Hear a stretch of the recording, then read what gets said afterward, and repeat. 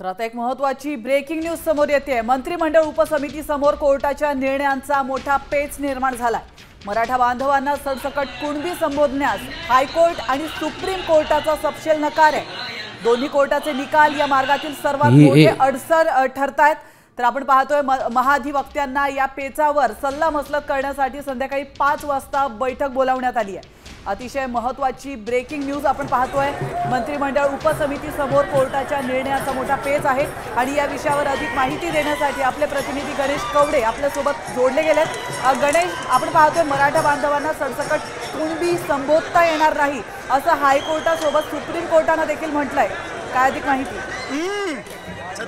ज्या पद्धतीने खरं तर मनोज जरांगे पाटील यांच्याकडून मागणी होते की सरसकट आहे ते कुणबी प्रमाणपत्र देण्यात यावे, मात्र या सगळ्या संदर्भामध्ये या अगोदर देखील कोर्टाने थेटपणे आहे तो नकार दिलेला पाहायला मिळत होता। कारण की सुप्रीम कोर्ट असेल किंवा हायकोर्ट असेल या दोघांनी देखील आहे या सगळ्या संदर्भामध्ये आहे तो नकार दिलेला आहे आणि त्यामुळे आता कुठेतरी हा सरकार पुढे आहे तो पेच निर्माण झालेला आहे। कारण या सगळ्या संदर्भामध्ये खरं तर शिंदे समितीचे काल 2 सहकारी देखील आहेत ते मनोज जरांगे पाटील यांच्याकडे आहे ते जाऊन या सगळ्या संदर्भातली माहिती देखील आहे ती देण्यात आली होती। त्यानंतर देखील मनोज जरांगे पाटील यांनी थेट अट आहे ती टाकण्यात आलेली आहे की सरसकट आहे ते कुणबी प्रमाणपत्र देण्यात यावं। मात्र दोन्ही कोर्टाचा निकाल या अगोदर देखील आलेला आहे की सरसकट आहे ते कुणबी प्रमाणपत्र आहे ते देता येणार नाही आणि त्यासाठीच कुठेतरी आता सरकार समोर देखील आहे आणि मराठा उपसमिती जी नेमण्यात आलेली या समोर आहे ते पेच निर्माण झालेला असंच म्हणावं लागणार आहे आणि यासाठीच कुठेतरी महाधिवक्ता यांच्याकडून देखील आहे त्या संध्याकाळी ही बैठक होईल आणि या बैठकीमध्ये देखील सरकार पूर्णतः माहिती घेणार आहे। कारण की जर